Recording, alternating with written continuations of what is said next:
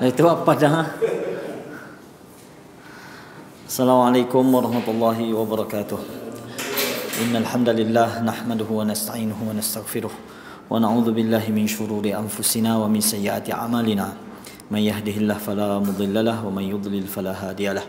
Asyhadu an la ilaha illallah wahdahu la syarika lah wa asyhadu anna Muhammadan 'abduhu wa rasuluh. Allahumma salli ala Muhammad wa ala ali Muhammad kama sallaita ala Ibrahim wa ala ali Ibrahim wa barik ala Muhammad wa ala ali Muhammad kama barakta ala Ibrahim wa ala ali Ibrahim fil alamin innaka Hamidum Majid. Amma ba'du. Kita sambung pengajian kita daripada kitab Talbis Iblis. Masih lagi dalam bab tipu daya iblis kepada golongan sufi, sebahagian golongan sufi kita kata yang melampau dalam beberapa isu. Antara isu yang disentuh oleh tuan pengarang kita iaitu berkenaan dengan mereka terpedaya dengan al-amra, golongan remaja belia yang rupawan kita kata, tak? Oleh kerana mereka ni mungkin jauh untuk mendekati wanita kerana mereka tahu itu perbuatan yang haram. Oleh kerana itu mereka mendekati golongan remaja belia yang dianggap tak ada masalah. Rupa-rupanya dia menyebabkan satu penyakit yang ada dalam diri mereka. Di antara mereka ada yang kuat menempa diri dalam melakukan mujahadah, iaitu melawang hawa nafsu dia selama waktu tertentu, namun setelah itu semangatnya akan melemah sehingga jiwanya mendorong supaya melakukan sesuatu ataupun perbuatan keji. Saat itulah harusnya dia tersedar sehingga tidak bergaul dengan remaja-remaja belia. Ada riwayat yang dibawa oleh Tuan Syekh kita dari Abu Hamzah, dia menceritakan, aku pernah mengajukan pertanyaan kepada Muhammad bin Ala ad-Dimashqi, salah seorang tokoh sufi di zaman dia. Sebelumnya aku melihatnya biasa berjalan dengan seorang pemuda tampan untuk beberapa lama sampai dia meninggalkannya kini. Dulu dia pernah jalan sekali lah, tiba-tiba tak keluar sekali lah. Aku lantas bertanya, mengapa kamu meninggalkan pemuda yang pernah kulihat bersamamu padahal kamu telah menjalin ikatan persahabatan dengannya? Dan Muhammad menjawab, demi Allah, aku meninggalkan dia bukan kerana benci ataupun bosan. Lantas mengapa kamu melakukan hal itu? Tanyaku, hatiku mengajak melakukan sesuatu saat berduaan dan berdekatan. Ni penyakit sebenarnya. Dan penyakit ini betul-betul talbis, tipu daya iblis yang menganggap benda tu biasa. Sebab tu kita kata kita yang anak-anak yang ada di asrama ke apa, tolong hati-hati benda gini, tak? Pihak pengurusan pun, pihak madrasah pun perlu berwaspada. Orang kita ni dia kurang cakna sikit benda gini. Ana pengalaman duduk mengaji di Amang, orang Amang ni memang dia awasi sangat benda-benda ni. Sebab dia mula-mula mungkin dia berasa satu gurawang lah, dia peluk, dia apa.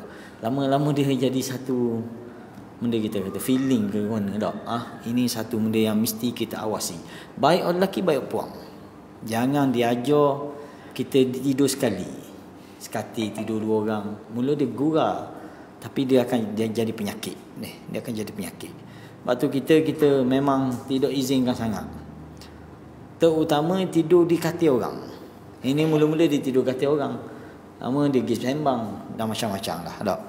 Berlaku benda yang berlaku. Jadi oleh kerana itu berwaspada. Kita panggil sadduz zari'ah. Kena kerak benda-benda yang boleh membawa kepada penyakit. Dan ini penyakit. Penyakit ini kena siapa yang golongan yang menganggap ataupun berusaha untuk penyucian jiwa. Kita panggil tasawuf, sufi, tazkiyah dan macam-macam. Tiba-tiba dia terkena penyakit ni. Ni bukan zaman kita ni zaman lah Imam Az-Zahabi, zaman-zaman mereka ni ada dah penyakit lagu ni. Imam An-Nawawi antara yang banyak sebut benda ni. Wallahualam sebab apa? Mungkin dia pertama dia tak nikah. Imam Nawawi ni dia tak sempat menikah. Dia meninggal pun umur dah 40. Jadi mungkin dia tengok situasi ni. Lalu dia tekankan sangat. Banyak dalam kitab dia tulis bab tentang al-amra, dia panggil. Bab fitnah remaja belia ni. Kalau mu tengok dengan syahwat, sama macam mu tengok puang juga. Sama macam mu tengok puang juga. Dia kata, lantas mengapa kamu melakukan hal itu? Tanyaku, hatiku mengajak melakukan sesuatu saat berduaan dan berdekatan. Andai aku realisasikan itu, tentu kedudukanku di mata Allah runtuh. Maka aku tinggalkan dia, bersihkan jiwa ini untuknya, dan berusaha menjauhkan hatiku dari fitnah-fitnah yang membinasakan. Hak ni hak boleh jaga lah. Hak yang boleh jaga, kita kata. Bertaubat dan terus menangis. Kita tengok kemuncak dia. Tuan pengarang kita kata, kemuncak dia sampai tahap dia melakukan maksiat besar. Mula-mula benda kecil je. Sama juga benda-benda fitnah, benda-benda bid'ah. Benda simple je bid'ah ni. Tok Guru kita kata, bid'ah ni kemuncak dia boleh pergi ke kufur, dia boleh pergi ke syirik. Memang itu kemuncak. Sebab tu Nabi kata, segala perkara bid'ah ni dia bawa ke kesesatan. Memang itu natijah dia. Paling minima orang yang kata benda bergelumang dengan maksiat bid'ah ni, dan dia tak anggap bid'ah tu sebagai maksiat, sedangkan dia adalah maksiat. Dia adalah maksiat. Mula-mula dia buat benda-benda bid'ah yang bercanggah dengan sunnah. Kemuncak dia bila kita perkenalkan sunnah, dia lawan sunnah. Tak. Dia pertahankan bid'ah dia canggah sunnah.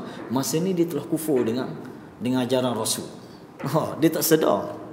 Ini kemuncak. Kita boleh tengok dalam situasi dalam bab fitnah amra' ni, sampai tahap dia boleh bawa pergi bunuh diri. Ini kisah yang dinakal. Kisah yang dinakal ke kita. Di antara kalangan sufi ada yang bertaubat dan terus menangis kerana pernah melepaskan pandangan liar. Khair An-Nassaj berkata, aku bersama Umayyah bin As-Samit. Tiba-tiba dia menatap seorang pemuda lalu membaca ayat, wa huwa ma'akum aina ma kuntum wallahu bima ta'maluna basir. Ini hak tersedarlah. Ini kita panggil al-inabah. Al-inabah salah satu tahap kesedaran seorang muslim, seorang mukmin. Orang mukmin, orang muslim tak terlepas daripada melakukan dosa. Tak terlepas. Warak guana pun kita, memang kita tak terlepas daripada itu. Cuma baiknya seorang muslim ini, dia ada inabah, dia cepat kembali. Dia cepat tersedar. Ini kita panggil al-inabah. Jadi dia ni bila dia tengok, dia lepas pandangan liar dia kepada pemuda remaja belia ni, wa huwa ma'akum aina ma kuntum, dia baca ayat ni. Dan dia bersama kamu di mana sahaja kamu berada. Ni bukan Allah bila makan ni, bukan dalil Allah bila makan ni dak. Maknanya Allah sentiasa ada bersamamu kat mana pun mu ada dak. Ini bukan dalil dak. Wallahu bima ta'maluna basir. Dan Allah dengan apa yang kamu lakukan itu sentiasa basir, sentiasa melihat, sentiasa memerhatikan perbuatan kita. Setelah itu dia berkata, bagaimana boleh aku melarikan diri dari penjara Allah yang dijaga oleh para malaikat yang kasar lagi kuat. Maha suci Allah, dia kata. Subhanallah, sungguh besar ujian yang diberikan kepadaku, iaitu ujian menatap pemuda itu.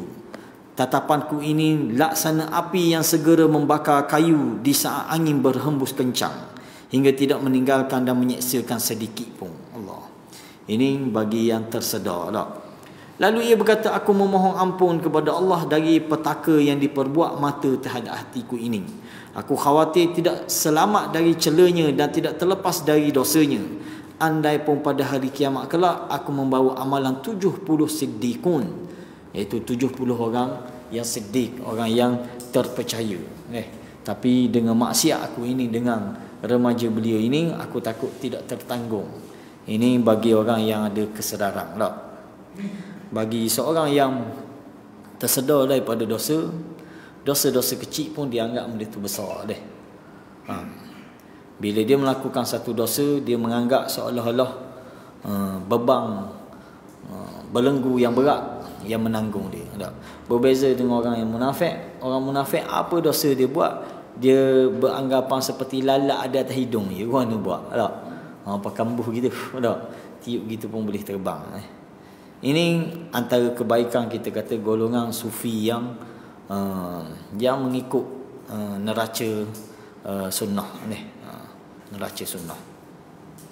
Oleh kerana itu kita kata tasawuf yang paling baik untuk dipelajari oleh masyarakat kita ni, tak mahu dia menyeleweng, kitab Riyadhus Salihin. Kitab Riyadhus Salihin Imam Nawawi dia susung mengikut step dia. Bab niat, ikhlas, bab sabar, bab mujahadah, bab kalau siapa-siapa yang berminat dengan tasawuf, kita kata ni panduan untuk sebagai orang kata sebagai panduan dia nak jadi ahli tasawuf, mengikut syariat, mengikut sunnah. Pagok siapa ni Dr. Mazhar Katok bab makrifat lepas temu dak nampak mana makrifat ni kata dak. Sebab memang kita kata kadang-kadang dia hanya dakwaan sahaja, dakwaan padahal tak ada benda pun. Lebih baiklah kita kata kita mengikut sunnah dalam kita nak mendekatkan diri kepada Allah, dalam nak menyucikan jiwa. Qad aflaha man zakkaha. Allah sebut telah beruntunglah, telah berjaya orang yang menyuci jiwa dia. Ayat ni takkanlah Allah beri ayat tanpa Allah beri panduan. Macam mana nak cuci jiwa? Takkanlah kita reka sendiri cara penyucian jiwa. Nak doa kelambu seorang, berzikir seorang. Tak. Allah ajar pada kita melalui lidah Nabi kita, melalui petunjuk Nabi kita sallallahu alaihi wasallam, bagaimana cara kita nak menyuci jiwa. Bagaimana cara kita nak menyuci jiwa. Jangan salah pilih cara untuk menyuci jiwa. Pastikan cara dia mengikut syariat. Cara yang terbaik, kita kata panduan yang terbaik, kita Riyadhus Salihin. Jadikan sebagai bacaan kita, jadikan sebagai panduan kita dalam kita nak bertaubat. Mula-mula sekali Imam Nawawi letak bab an-niyah wal ikhlas. Mu nak start taubat, mu kena tahu dulu niat mu kerana siapa ni. Tak, mu nak taubat daripada rokok ke benda? Oh, cek. Doktor kata jatuh tahap 4 dah. Mana niat mu tak ikhlas dah. Bukan kerana Allah ni. Pastikan niat betul dulu. Lepas niat comel dah, Imam Nawawi letak bab sabar. Dalam mu nak menuju Allah ni, mu nak cuci jiwa, mu nak bersih jiwa mu, benda sebagai bekal utama mu kena ada sabar. Kalau mu tak sabar, mu akan menyeleweng. Tak? Mu tak sabar, mu berasa buat benda ni berat, tak? Nak puasa payah dia. Nak berzikir payah. Kalau tak ada sabar jadi Imam Nawawi hari bab sabar dulu.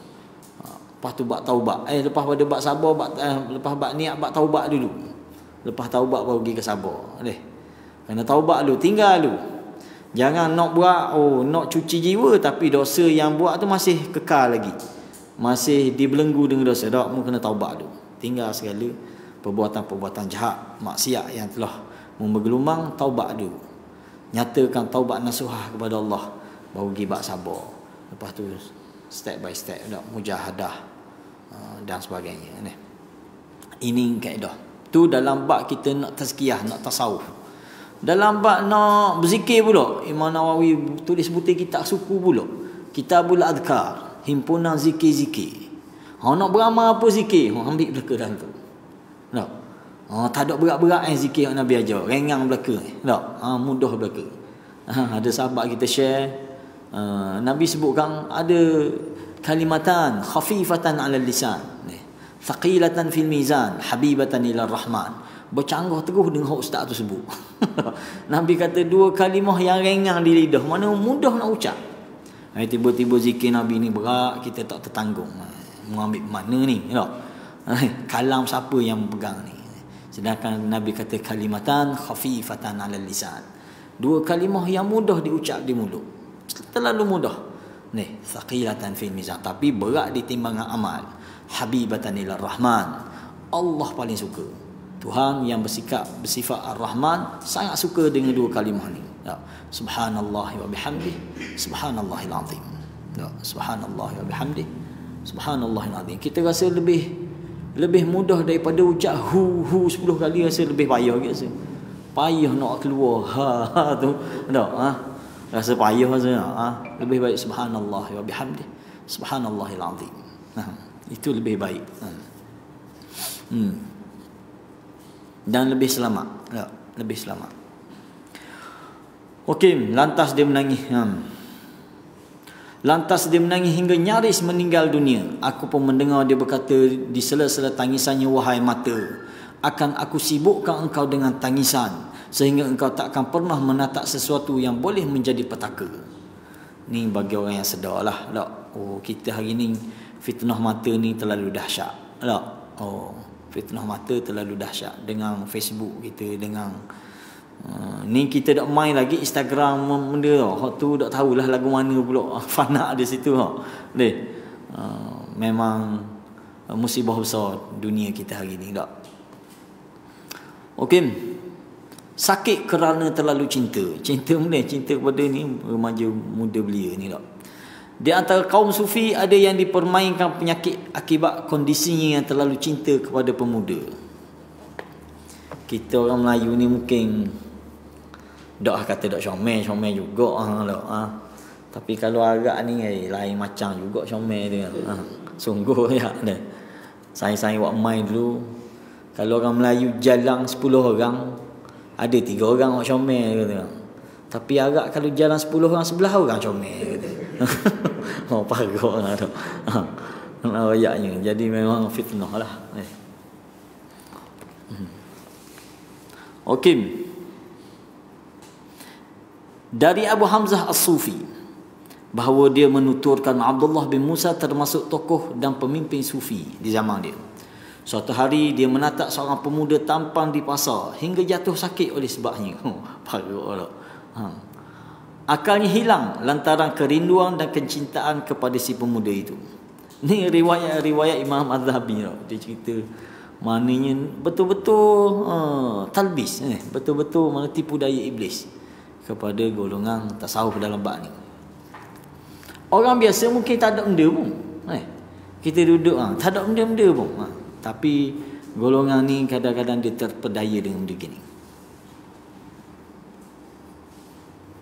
Tapi tak bolehlah kita anggap saya biasa je dengan puan pun saya biasa. Boleh pula gitu ada orang biasa dah lalu mana tak ada benda. Dah bukan ada batas kita tak. Dia berdiri di jalan yang dilalui pemuda itu supaya dapat melihatnya ketika berangkat dan saat kembali. Maknanya jatuh, mana dia jadi rindu dah. Lama dia mengalami kondisi sakit sampai tidak boleh bergerak. Dia tidak mampu berjalan walau selangkah pun. Suatu hari aku datang menjenguknya. Aku bertanya kepadanya, wahai Abu Muhammad, bagaimana ceritanya hingga seperti ini? Apa gerangan yang membuatmu boleh sampai seperti yang kusaksikan ini? Dia menjawab, ada beberapa hal yang Allah ujiku kepada diriku. Namun aku tidak dapat bersabar dalam menghadapinya, sehingga aku pun tidak mampu menghadapinya. Mana dia tertahan tak? Betapa banyak dosa kecil yang dianggap kecil, dianggap remeh sepele oleh orang-orang, namun di sisi Allah ternyata lebih besar daripada dosa besar. Dosa ni kita tak boleh anggap dia kecil. Tak, mungkin dalam bab fiqh kita kata ni dosa kecil, ni dosa besar. Tak, dosa ni tak boleh dianggap kecil. Apa sahaja dosa, minima dia penyebab azab kubur kita tak? Minima dosa yang kita buat ni, kalau kita tak sempat bertaubat, mana-mana dosa yang kita buat ni, pak kita mati tak sempat bertaubat, walaupun sekecil-kecil dosa, dia boleh penyebab azab kubur. Tak?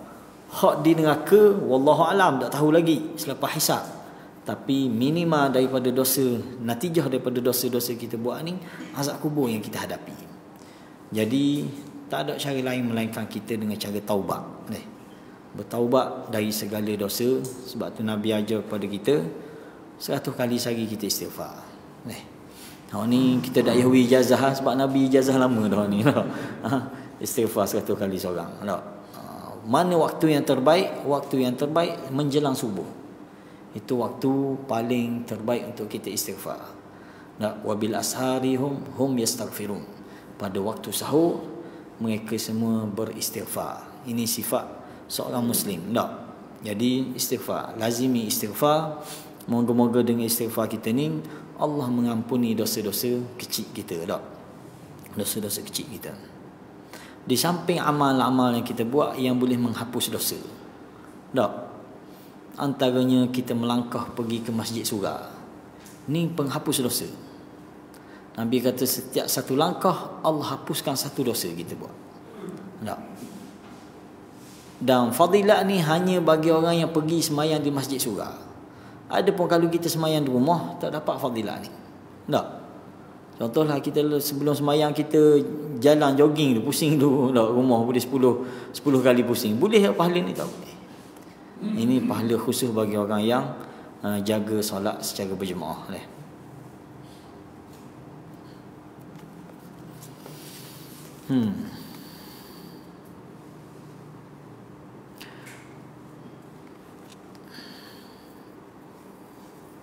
Kata Abdullah, siapa yang lancang melepaskan tatapan haram, pastilah dia mengalami sakit dalam waktu yang lama.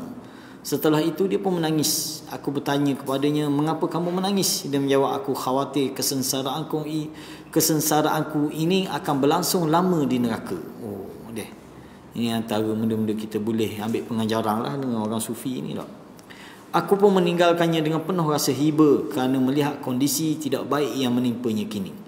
Tengok budak ya, bukan tengok awet tak, bukan tengok aurat Abu Hamzah menuturkan suatu hari Muhammad bin Abdullah bin Al-Ash'ath Ad-Dimashqi, salah seorang hamba Allah yang terbaik, pernah menatap remaja yang tampan hingga pengsan. Maka tubuhnya diangkat orang-orang ke rumahnya, digendong orang ke rumahnya. Sakitnya tidak kunjung sembuh hingga akhirnya lumpuh. Sejak saat itu dia tidak boleh berdiri dengan dua kaki dalam waktu yang lama. Kami rutin menjenguk dan menanyakan kondisinya, juga perihal yang dia alami. Dia tidak bersedia menuturkan peristiwa yang dia tahu menjadi penyebab penyakitnya, namun orang-orang menuturkan bahawa dia sakit kerana melihat seorang remaja. Bukan puan tak, lelaki. Hal itu kemudian terdengar oleh anak muda itu sehingga dia pun datang menjenguk. Maka tiba-tiba Dimashqi boleh bangun dan bergerak. Dahsyat deh. Ni cinta buta tu ni. Dia tersenyum di hadapan pemuda tersebut dan senang melihatnya. Sejak itu secara rutin si pemuda menjenguk Dimashqi hingga dapat berdiri di atas kedua kaki dan kembali pulih seperti sedia kala. Suatu hari si pemuda meminta Dimashqi agar ikut bersamanya pulang. Akan tetapi Dimashqi tidak dapat memenuhi permintaan tersebut. Si pemuda pun memintaku memujuk Dimashqi agar mau pindah ke tempatnya. Namun meski sudah dipujuk, dia tetap tidak mahu. Aku akhirnya bertanya, mengapa kamu tidak bersedia melakukan itu? Memenuhi permintaan si pemuda.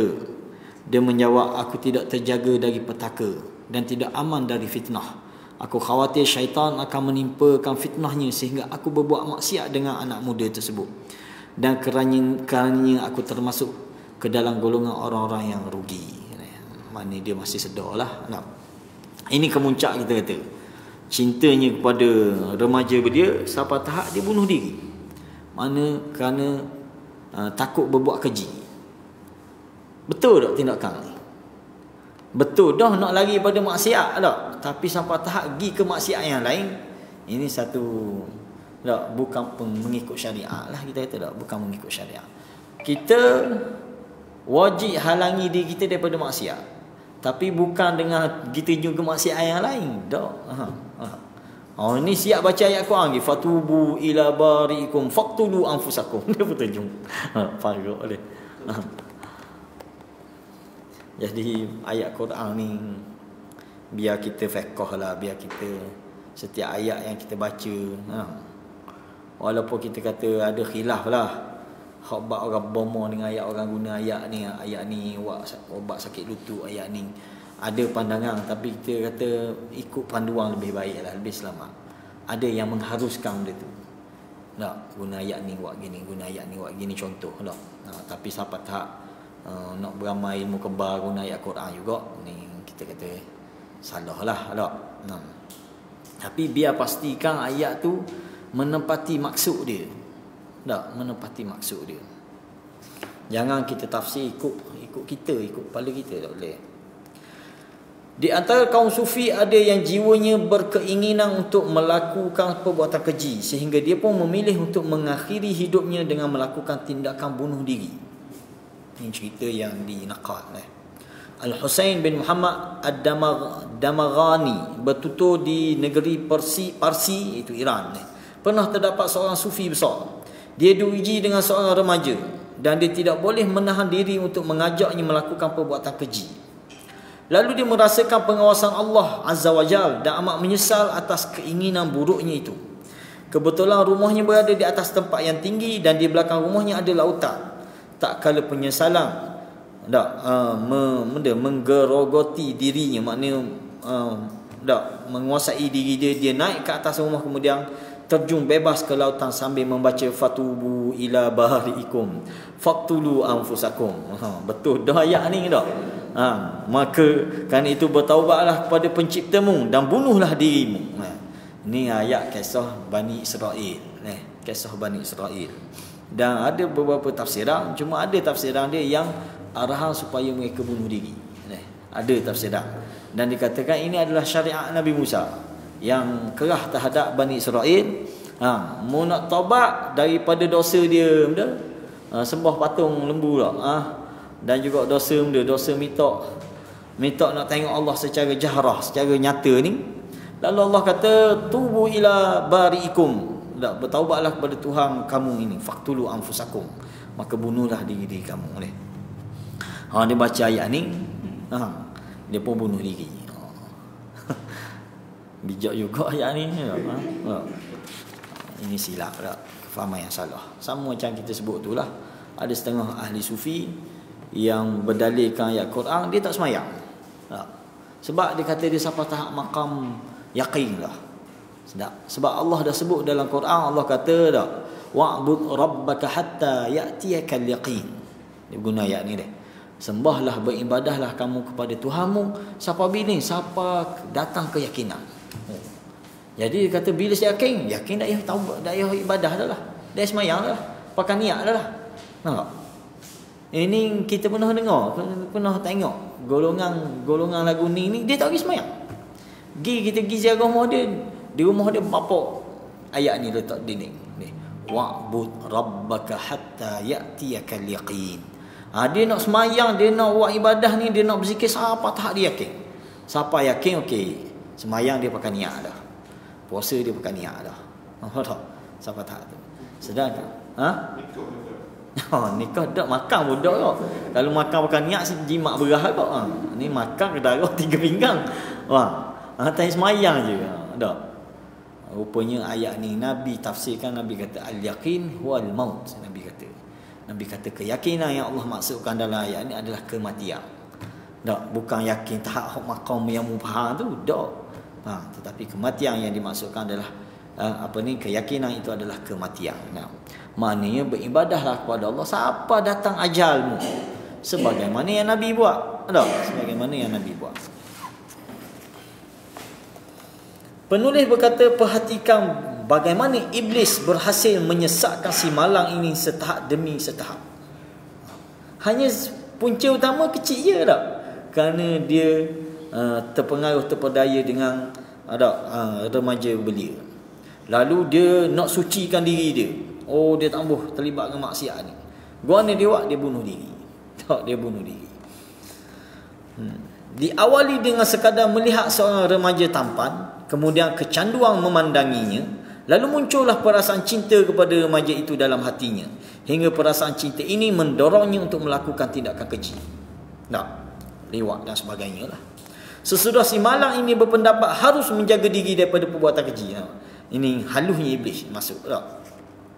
Iblis malah membuat dirinya kerana kebodohannya menganggap baik perbuatan bunuh diri, sampai akhirnya dia bunuh diri. Padahal sebenarnya dia baru sekadar ingin melakukan tindakan keji, yakni belum sampai bertekad kuat melakukannya. Cukup sekadar dia taubat je, dia berhenti daripada niat yang keji tadi, Allah dah terima taubat dia. Tapi oleh kerana dia jahil dengan syariat ni, dia hanya mengikut melulu kata hati dia, dia pergi bunuh diri. Dia pergi bunuh diri. Dan keinginan saja masih dimaafkan. Kalau sekadar ada keinginan dalam diri, Allah tak tulis sebagai dosa lagi. Allah tak tulis sebagai dosa lagi, kecuali dia dah menjadi azam. Jadi azam, ada tindakan, baru dikira dosa. Sebagaimana dalam hadis Nabi kata 2 orang sahabat yang bawa pedang masing-masing, pedang yang terhunus, lalu dia balas 2 orang, dia perang, salah seorang dapat bunuh seorang, seorang lagi selamat. Nabi kata al-qatil wal maqtul finnar.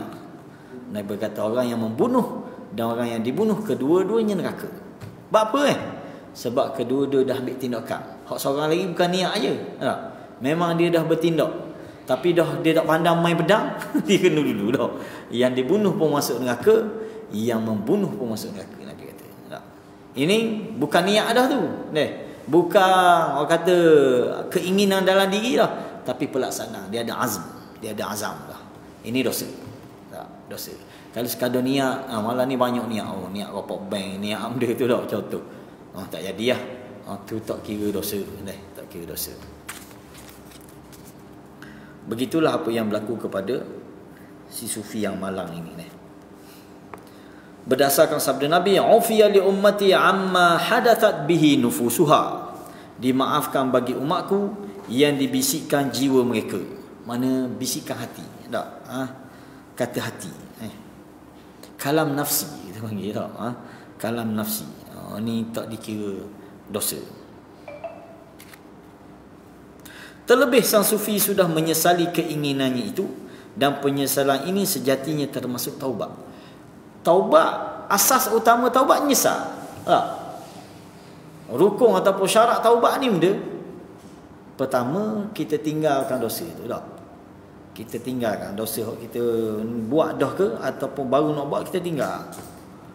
Kedua, kita menyesali dosa tersebut, dan ketika azam untuk tidak akan kembali buat, itu dah taubat. Tak perlu kita kerja baru tak perlu kata tindakan-tindakan agresif yang lain. Cukup sekadar penyesalan yang jitu, itu adalah sebesar-besar taubat. Taubat itu sendiri adalah penyesalan. Iblis kemudian membuat dirinya menganggap bahawa dia harus bunuh diri sebagai pelengkap penyesalannya. Iblis pun membisikkan bahawa hal itulah yang dilakukan Bani Israel dahulu. Dia tidak sedar bahawa mereka memang diperintahkan Allah agar bunuh diri melalui firman-Nya, "Fatubu ila bari'ikum faqtulu anfusakum." Adapun kita dilarang bunuh diri berdasarkan firman-Nya, "Wala taqtulu anfusakum." Dalam ayat yang lain, Allah perintahkan kita sebagai umat Nabi Muhammad sallallahu alaihi wasallam, dan janganlah kamu membunuh diri kamu sendiri. Mana syariat umat-umat terdahulu tidak menjadi syariat kepada kita. Contoh syariat terdahulu, boleh kita sujud kepada seseorang. Adakah zaman ini oleh kerana kita taksub ke tok guru kita, kita sujud kaki tok guru kita? Tak boleh, haram hukum dia. Tak. Umat terdahulu ada syariat ni. Nabi Yusuf contoh. Tak, ada syariat disujud kepada Nabi Yusuf. Nabi Adam AS, syariat bagi dia boleh sujud sesama makhluk ni sebagai penghormatan, bukan ibadah. Tetapi syariat kita haram terus, tak kira siapa pun. Ada seorang sahabat, dia baru balik daripada Syam. Tak. Lalu dia balik mari menghadap Nabi, dia nak sujud kaki Nabi ni. Nabi kata, "Maaf dia." Sahabat ni kata, "Aku tengok pembesar-pembesar Syam, pembesar-pembesar Rom, mereka dak pengikut-pengikut mereka bersujud di kaki mereka. Tanda keagungan. Jadi aku rasa mulah orang paling layak aku sujud." Tak boleh kita dia panggil menundukkan diri kepada sama makhluk. Tak boleh. Tak boleh. Hormat guru, salam hormat guru. Tak. Siapa tak tunduk, kalau kita zaman kita belajarlah dengan Syekh Arab ni, kita tunduk, kita nak salam, nak cium tangan dia kan. Dia marah tunduk, dia angkat tangan. Hak setengah tu dak tu dia tarik tu tangan tak. Tak boleh kita menunduk atas dasar ta'zim, atas dasar mengagungkan seseorang. Tak boleh.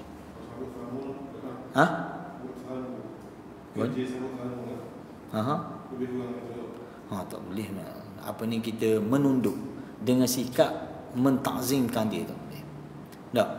Nabi sebut ke sahabat ni, kalaulah aku dibenarkan untuk menyuruh seseorang sujud kepada seseorang, maka selayaknya aku akan suruh isteri-isteri sujud kepada suami, kerana kedudukan suami di sisi seorang isteri. Tapi Nabi kata tak boleh. Tak sah aku, tak sah orang lain pun tak boleh. Kita hanya diizinkan untuk bersujud kepada Allah Subhanahu wa taala. Baik sujud, baik rokok. Macam style siapa Jepun ke siapa. Tak boleh tu. Tak boleh. Jangan awak alik pula ada kes kita ngaji Jepun lama tak. Ustaz Syemi kita pernah pergi Jepun. Dah balik dah. Tak perlu tak.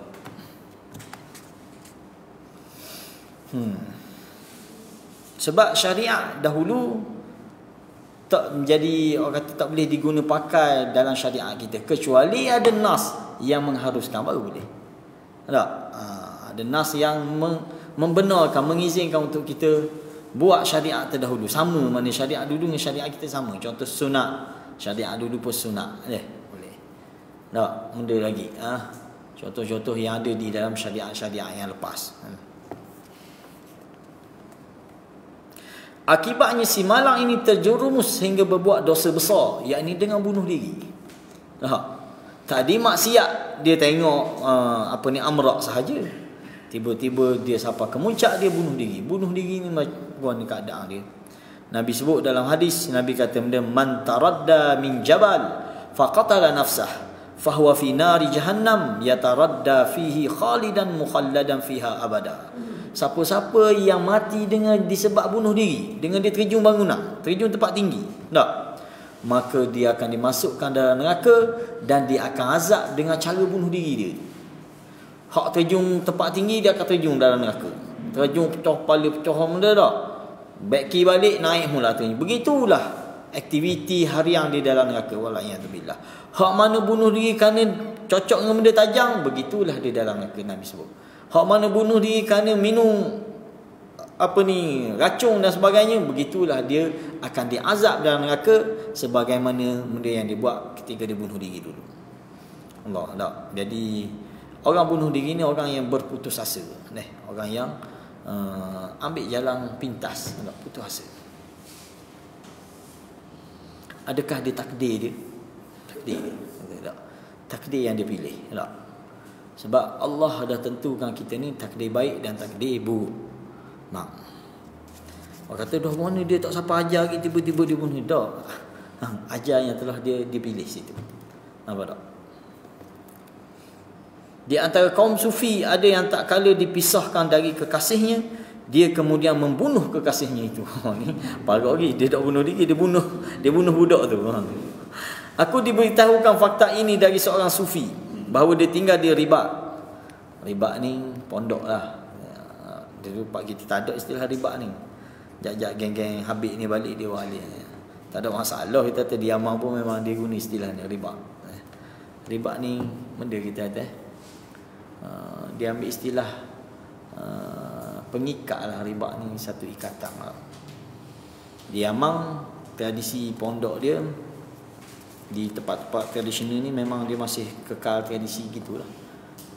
Orang ngaji dulu dia duduk macam pondok-pondok pak kita gini kan.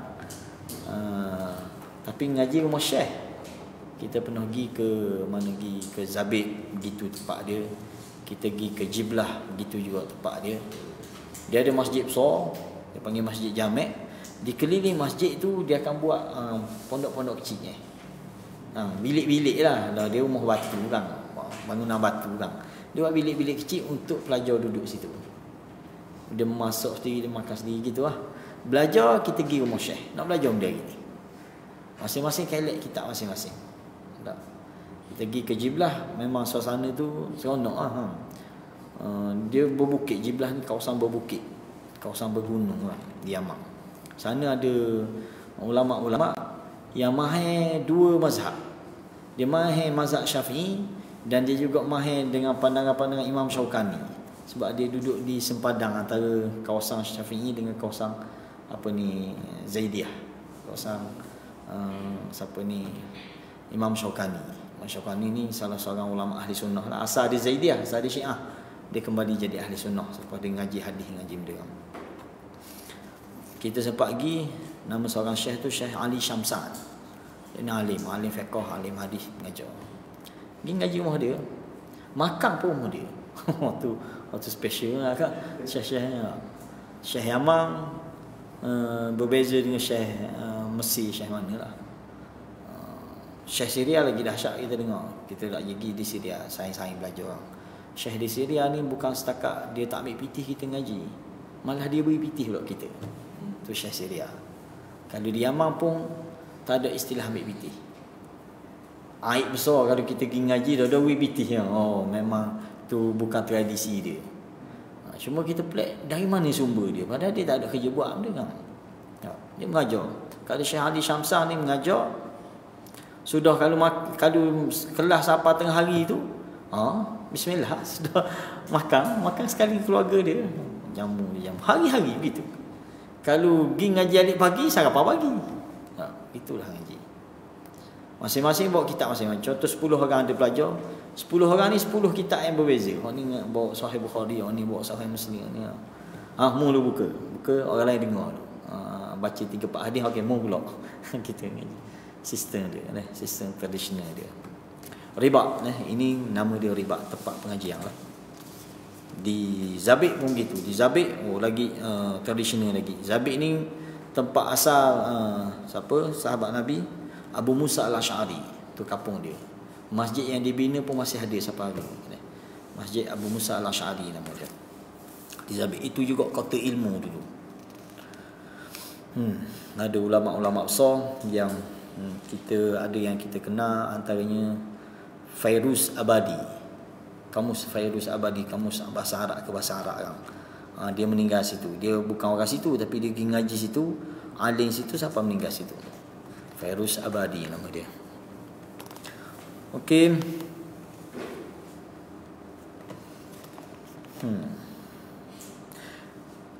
Aku diberitahu mana?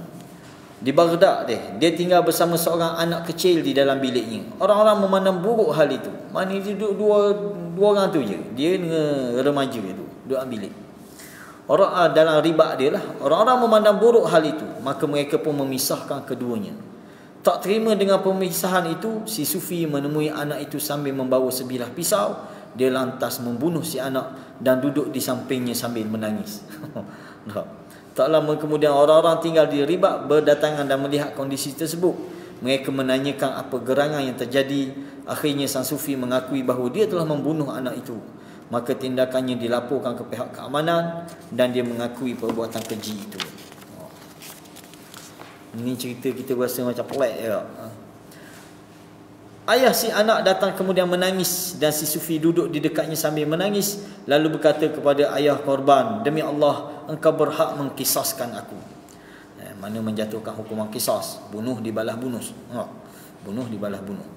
Namun di luar dugaan ayah korban menjawab, "Sekarang aku sudah memaafkanmu." Sebelum dijatuh hukuman, keluarga waris si mati dibenarkan untuk memberi kemaafan. Tapi bila dijatuhkan hukuman tak boleh dah. Tak boleh syafaat. Masa tu ada orang lain mari kecek kata tak apalah kita buat, tak boleh dah. Mesti dijatuhkan hukuman.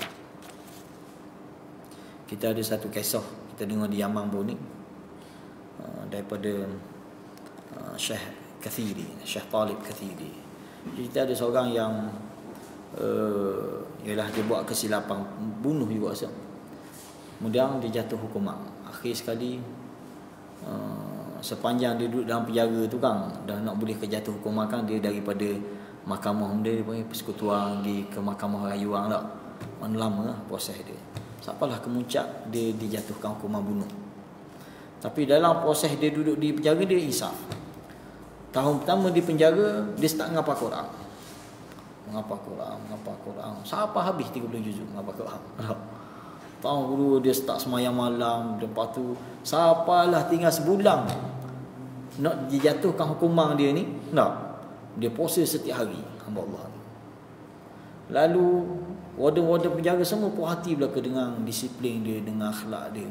Sampai mereka ada tazkiyah daripada warden penjara, dia ni kalau keluar boleh jadi imam masjid. Lalu sampai hari nak i'dam, nak jatuh hukuman ni, tiba-tiba ada seorang tajir businessman mari nak bayar diah untuk dia. Nak bayar diah kerana dia bunuh orang ni. Lah dia kata aku tak mau terima. Hak jatuh hukuman aku tak mau terima, dia kata. Buat apa? Dia kata aku boleh jadi kalau aku keluar ni, Boleh jadi aku buat maksiat balik. Biarlah aku mati dalam keadaan taubat gini, dalam keadaan aku sembahyang malam, dalam keadaan aku puasa sunat gini dah, dalam keadaan aku hafiz Quran. Masya-Allah, dia jatuh hukuman. Dia jatuh hukuman. Dia pilih tu dia. Masya-Allah, tak. Bunuh ni memang hukuman tembok. Dia Yaman dia dak pakai syariat Islam tak ada gantung ni. Gantung ni seksa ni. Dia makan masa lama mati. Tapi kalau di Saudi dia pakai pacung. Kalau di Yaman dia lebih guna tembok. Dia tembok mana tak tahu, kita tak je tengok. Di kepala. Tu dia Yaman. Dia guna kaedah tembok. Zaman Nabi pacung. Yang Mekah buat sekarang. Di Saudi masih ada lagi. Nak hukuman bunuh dengan pacung ni. Pacung ni memang benda yang paling cepat habis yang gantung ni makan masa. Nak boleh ke mati tu. Okey.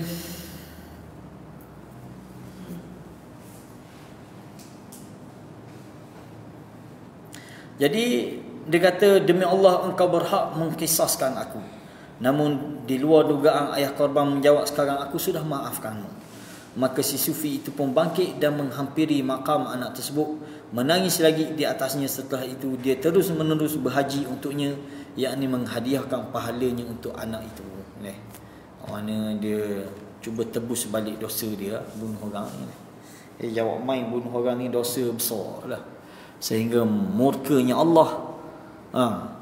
Allah kata benda, orang-orang yang bunuh orang ni, kalau dia mati dalam keadaan tidak bertaubat, mana dia kekal dalam neraka. Khalidina fiha, dalam surah Nisa Allah sebut gitu. Cuma ulama bincanglah macam mana boleh kekal, sedangkan tak ada dosa yang mengekalkan seorang dalam neraka melainkan syirik kepada Allah. Sebagian ulama tafsirkan maksud dia kekal sini maknanya sekiranya dia bunuh dan dia menghalalkan perbuatan bunuh dia, maka dia kufur dengan menghalalkan tu tak. Itu antara pandangan lah. Tak. Tapi nak ayatnya kerahnya tak, balasan yang Allah beri orang bunuh orang dengan sengaja tanpa dosa, tanpa benda ni tak boleh menyebabkan dia kekal dalam neraka.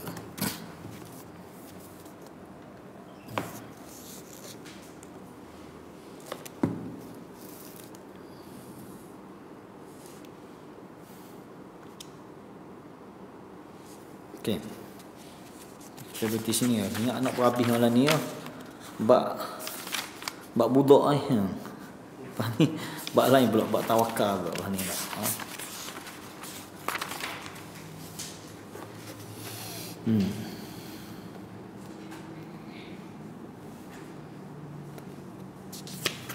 Ini kita kata antara benda-benda yang berkait dengan amrah lah, fitnah ataupun talbis iblis kepada golongan tasawuf, khususnya golongan yang cuba untuk mendisiplinkan diri dia dalam penyucian jiwa tak? Tetapi oleh kerana dia tidak dia terpedaya dengan talbis, dengan tipu daya iblis, lalu dia menyanggahi syariat sehingga sampai tahap membunuh diri dan sebagainya.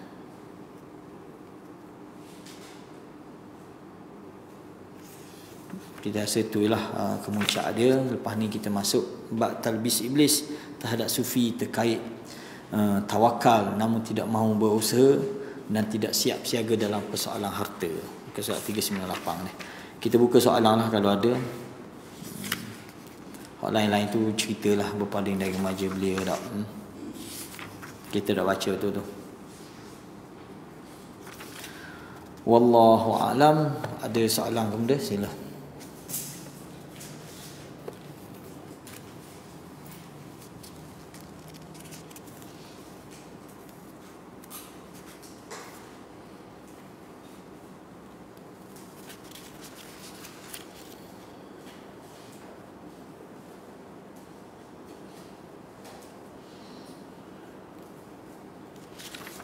Banyak kisah-kisah yang disebut lah.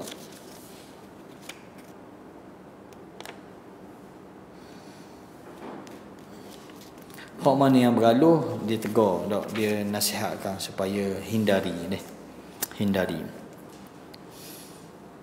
Dan memang kalau kita tengok pun kaedah pengajian pun kita tak boleh siapa pun Biasanya di madrasah lah. Di madrasah ni dia ambil tanpa tahap kan. Ada hak sampai umur 20, 30 dah duduk di madrasah ni. Lepas tu ada hak yang budak-budak masuk. Jadi benda-benda gini kita tak terkawal kadang-kadang. Jadi memang kena pengasingan. Hak rendah-rendah, hak menengah-menengah. Nak ambil hak tua ni kena buat khusus hak tua, nak pengajian secara tua. Nak main tua dak bini ni jadi masalah, ha. Jadi kena berwaspada dengan benda ni. Sebab kita ni ada naluri, masing-masing ada naluri kan.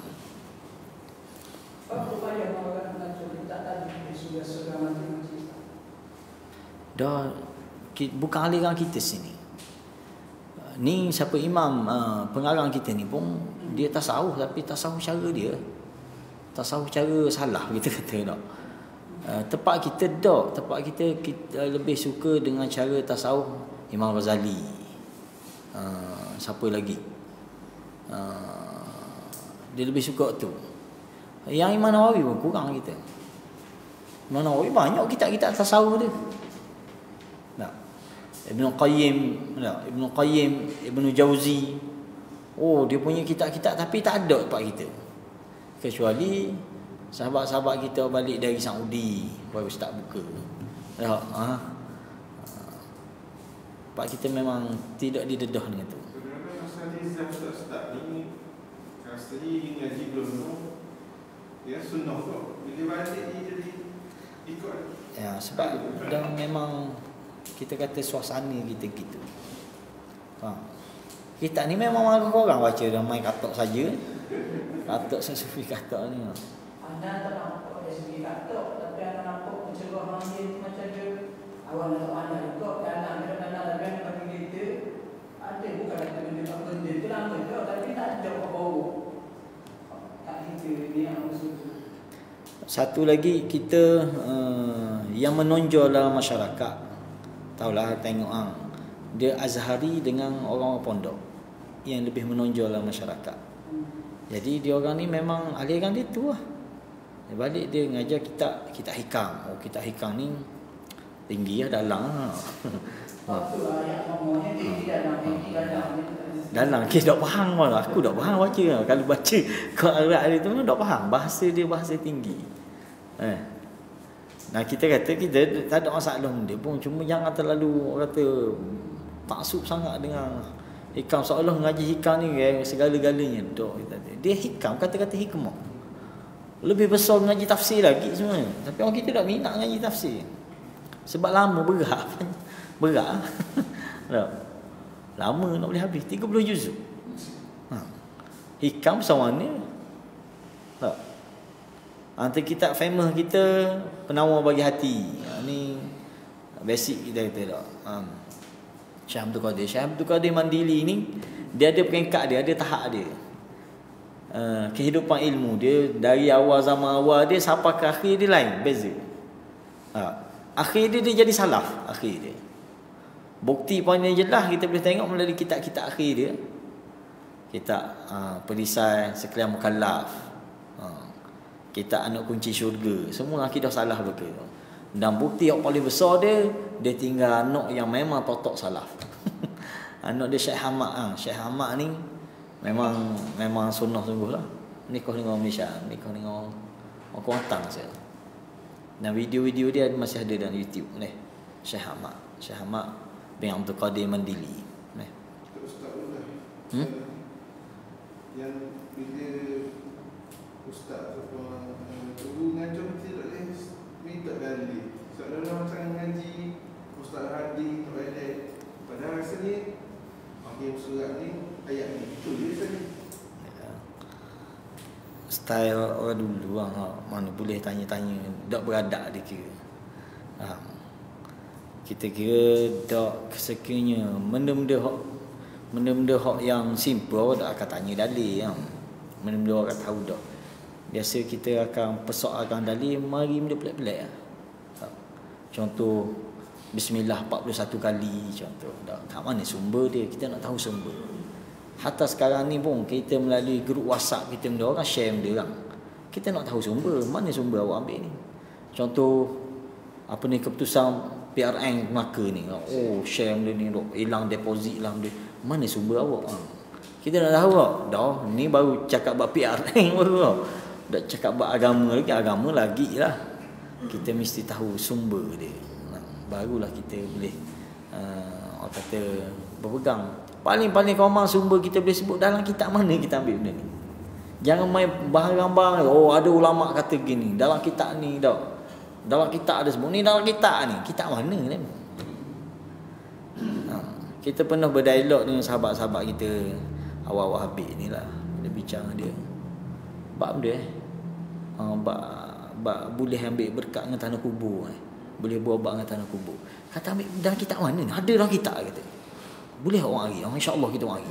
Wah, hari ni dah hari lagi. No. Dia kata ada dalam kitab. Hak ni ada dalam kitab. Hak ni ada dalam kitab. Dakwah ni semua orang boleh dakwah. Al-isnadu minad din. Laula al-isnad laqala man syaa ma syaa. Pegang ini kata-kata Abdullah bin Mubarak. Tak. Bukan hadis ni. Yang kata hadis pula dia ada dalam Muqaddimah Sahih Muslim. Imam Muslim nakalkan kata-kata Abdullah bin Mubarak, satu lagi kata-kata Ibn Sirin. Dia kata sanad sanad ilmu ni dia sebahagian urusan penting dalam agama. Tanpa sanad ilmu ni, dak mana sumber ni, laqala man syaa ma syaa. Siapa pun boleh bercakap, siapa pun boleh dakwa, dan apa pun dia boleh cakap, dia boleh kata. Zikir ni, fadilat tu, dia boleh dakwa belaka. Tapi kalau kita wari disiplin ni, masing-masing dak terkapai-kapai dakwa tak. Ni dakwa zikir ya tarim wa ahla. Zikir ni fadilat dia begini. Mana sumbermu? Ni zikir ni baca bismillah 41 kali. Dulu kita pernah dengar dalam radio Aikim, tiap-tiap petang tu silap dia ada satu zikir dia dah tahu. Tapi dia hanya baca pala-pala ayat Hamim, Yasin, Qaf, Nun. Dia baca benda-benda gitu. Kita mari mana semua. Bapa tak boleh baca, paling kita kata paling minimum apa baca maksurah tak apa dah. Maksurah asal bana walaupun ada dak. Kalau hak yang kubra tu ada yang dhaif, riwayat dhaif dan riwayat masalah. Tapi lebih baik lagi pada membaca ni wirid ni dak mazir tu yang tanpa sumber. Tak? Lebih baik lagi kita kata baca zikir pagi petang lah. Yang lebih dak ada mana sumber dia memang dalil dia pun sahih dari Bukhari, dari Muslim dan macam-macam dak. Tiba-tiba kita nak cari benda lain. Kenapa? Tak, persoalan dia kenapa nak kepada zikir lain, nak kepada amalan lain. Sedangkan Nabi dah tinggal amalan yang baik untuk kita. Sebab tu kita pesan siapa-siapa bersama kita malam ni. Siapa-siapa berasa nak menyuci jiwa, dia nak tazkiyah diri dia, maka ambil Riyadhus Salihin sebagai panduan kita. InsyaAllah selamat. Tak. Dan dia ada syarah dia. Riyadhus Salihin ni ramai orang syarah. Satu syarah terbaik yang kita terujanya syarah Syekh Uthaymin lah. Tapi orang kita tak kenal lah tak? Tapi itu syarah yang terbaik kita rasa zaman kita ni. Nak beramal dengan zikir, ambillah kitab Al-Adhkar Imam Nawawi. Tak? Dua-dua ni hak Imam Nawawi belaka. Dan Imam Nawawi pula tak salah seorang ulama besar dalam mazhab Syafi'i kita. Jadi kena dah selera pak kita ni tak. Jadi kita showkan dua ni. Tak. Riyadhus Salihin sebagai panduan dalam bertasawuf, azkar sebagai panduan dalam nak beramal zikir-zikir. Kalau pakai dua ni, kita sebar dalam masyarakat dua ni, kita selamatlah dari amalan pelik-pelik. InsyaAllah tak.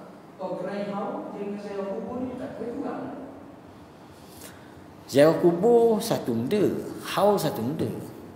Ziarah kubur ni sunnah. Kita kata ziarah kubur sunnah. Dia nak mana kita dekat dengan Pak. Tak pada kita betul pegang senang dah. Macam program bukan lagi kecil ni. Program mati, boleh kita orang mati dia, orang sudah mati. Pak buat ni mama, tak mana. Jadi bila tu stand kita kalau macam start at how ni. Ada macam style mandi. Bahkan ni nak kata budak tahu tak lain sebab bukan cara orang buat ni. Program ni mama dia offshore ni. Dok kayak gini sekarang ni. Tengah berlangsung. Tengah berlangsung. Dok. Jadi style mana haul progres berhubung, progres sosial yang berhubung. Ada sama ada perbezaan dari segi itu. Pertama kita kata haul ni hok kita ngaji dalam kitab dia ada. Haul ni. Tak. Bukan tak ada. Tapi dalam bab zakat lah. Nak bayar zakat kan dia kena cukup nisab, cukup haul dipanggil. Tak. Apa itu zakat? Apa itu haul? Haul ni tempoh. Haul ni haul zakat kita setahun. Dalam tempoh setahun, pada tahun, awal tahun ataupun akhir tahun, kita kira kewangan kita, okey, kita pun keluar zakat. Itu dia panggil haul zakat. Ada pun haul geng-geng tasawuf ni dia buat haul kematian tok syekh dia, ulama dia, tok wali dia. Faham? Lalu setiap siapa tarikh tempoh kematian tu, dia pun buat sambutan. Dia panggil haul. Dia ada maulud tarikh kelahiran. Haul ni tarikh tempoh kematian seseorang. Tak. Kita di Malaysia ni kita tak besar ni. Mungkin ada tapi tak orang kata tak menjadi agenda penting. Sehinggalah mutakhir ni setahun dua akhir ni kalau kita di Terengganu dia start buat di haul Tok Kupalo. Mula-mula dia buat. Tak. Lepas tu haul Tok Ku Tuan Besar, ayah pada Tok Kupalo. Hari ni dia dah alik dulu bunyi dah lama dah dia bunyi apa kata kita buat haul Tok Ku Pasir. Di Kemamang kita ni ada Tok Ku Pasir. Yang maknanya anak beranak keluarga macam ke Tok Ku Paluh jugalah. Tok Ku Paluh tu keluarga Ali Idrus. Tok Ku Pasir ni keluarga Ali Yahya di Kemamang. Pokok Tok Said lah ni. Tak maaf lah. Kalau dalam ni hamba seorang Said pun tak. Tapi itu isu dia bang. Kita kata benda isu dalam haul ni, kalau sekadar ziarah kubur tak ada masalah. Itu sunnah. Nah ingat ziarah kubur ni dia ada ziarah sunnah, dia ada ziarah bid'ah, malah kemuncak dia ada ziarah syirik pun ada. Tak ziarah tapi jadi syirik. Dia pergi puja kubur, dia pergi seru kubur. Kita nak sebut kalau isu boleh ke panjang bab ni? Kalau isu ziarah kubur Tok Ku kita ni, Tok Ku ni tok nenek kita yang keberapa kita pun tak tahu, tak ingat. Tapi tok nenek kita lah yang katanya yang awal datang ke Kemamang ni. Bang, sama dia orang soleh ke, dia orang alim ke, dia tok wali ke, wallahu alam. Tak ada rekod, tak ada fakta yang kita temui. Yang pasti dia tok kita yang mula-mula mari sini. Dah. Isu dia dikubur Tok Ku ni, kalau dulu ada macam-macam benda orang buat. Antaranya bayar niat, bayar hajat benda orang antaranya. Dan antara yang masih ada siapa ke zaman masa kecil pun masih ada lagi, dia panggil upacara pijak tanah dia panggil. Aja tengok upacara pijak tanah ni, mana-mana bayi baru lahir dia tak akan pijak tanah melainkan tanah kubur Tok Ku dulu. Untuk minta keselamatan, ambil berkat gitulah. Ni tradisi zaman-zaman, bukan keluarga Said je buat, orang bukan Said pun ada buat. Dan kita dapat maklumat info di kubur Tok Ku Paluh pun begitu juga orang buat dulu. Pernah ada orang buat. Dia bawa baby ni, dia buat majlis lah upacara, dia akan pijak tanah kubur tu dulu. Baru lepas ni baby ni boleh pijak kat lain. Bukan syirik, dia tak jadi syirik, dia macam khurafat lah kita kira. Tak. Kalau dia kait benda ni memang kena buat, jadi satu amalan bid'ah lah. Bid'ah dan khurafat. Tak sampai tahap syirik. Kita tak kata sampai tahap syirik. Tapi di kubur Tok Ku ni sampai tahap syirik ada orang buat. Benda dia pergi minta tolong dengan Tok Ku ada. Ni kita dengar cerita dari orang yang pernah tengok sendiri. Dia kata dia pernah duduk di kubur Tok Ku ni di ziarah, ada seorang makcik mari minta tolong dengan Tok Ku tu. Tok Ku tolonglah neku sakit kaki ni. Tolonglah tu neku lah. Dia minta tolong, direct minta tolong. Saya anak masa dia orang buat haul Tok Ku Paluh, kita boleh buku kaifiat ziarah, zikir-zikir yang dia baca masa ziarah kubur Tok Ku tu. Dalam tu masya-Allah ucapan dia. Tapi dalam bahasa Arab lah, tak ada terjemahan dalam bahasa Arab. Antaranya dia jina min ba'i, dia kami datang dari jauh. Arithna tolonglah kami. Ucapan dia. Bukan tuju ke Tuhan tu, tuju ke si mati. Tak. Tuju kepada si mati. Ini benda-benda yang kita kata salah. Ziarah kubur syariat, ziarah kubur sunnah, tapi amalan yang ada di kubur. Kalau masa ziarah Tok Ku tu, mana siap gendang siap apalah. Hak sini ni tak tahulah. Wallahu alam benda yang dia buat, tapi kita rasa kalau dia buat benda menepati sunnah, ahlan wa sahlan kita kata. Tapi kalau dia buat benda-benda yang menyanggahi ajaran Rasul, benda ni kita cuba baiki, kita cuba tegur, kita cuba nasihat. Kita orang kecil, dia orang besar. Jadi kita nak nasihat orang besar ni sekadar yang kita boleh lah. Sebelum dia nak buat haul ni, dia dah buat operasi baiki tempat tu, baiki kubur tu. Buat binaan di kubur. Memang dulu yang dari kecil pun memang dah ada binaan kubur ni. Cuma terpedaya Allah baru ni bahan ribut pecah atap dia. Jadi ada alasan untuk bina baru. Tak tahulah berapa kos yang habis dia buat. Bang, kalau kubur Tok Ku Paluh tu dengan Tok Ku Tuan Besar, setakat kita tahu berpuluh ribu habis. Kos untuk bina bangunan sahaja. Dan semua tu dengan duit derma belaka. Tak. Yang kita kata benda ni bercanggah. Sedangkan Nabi larang untuk kita bina bangunan. Tak. Larang kita mengkapurkan, menyimingkan kubur ni. Tak. Jadi tiba-tiba dia buat dengan alasan tak apa, sebab ini kubur orang soleh. Dia ada jawab, dia ada jawab. Tak apa, kubur orang soleh tak apa buat. Itulah kita kata dalam bab haul dan sambutan setiap hari kematian ni, kita kata hal tu tak pernah diajar. Nabi tak pernah ajar lagu tu. Yang Nabi ajar ziarah kubur. Tak. Kuntu nahaitukum an ziyaratil kubur fal an fazuruha fa innaha tudzakirukumul akhirah. Nabi kata dulu aku pernah melarang kamu ziarah kubur, sekarang ziarahlah. Sebab benda tujuan ziarah tudzakirukumul akhirah, untuk kamu mengingat kematian. Tak. Di samping kita pergi ke kubur untuk mendoakan si mati, dan juga manfaat untuk kita boleh ingat kematian.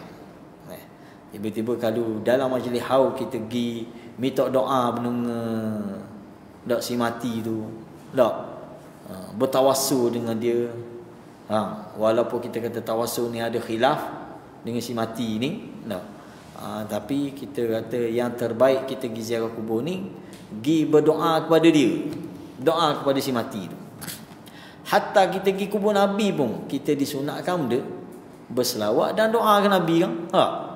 Berdoa kepada Abu Bakar, berdoa kepada Umar, bukan pergi minta doa. Bukan pergi minta doa. Jangan salah faham bila kita ziarah kubur. Boleh? Wallahu a'lam, sekadar itulah. Subhanakallahumma wa bihamdika asyhadu an la ilaha illa anta astaghfiruka wa atubu ilaik.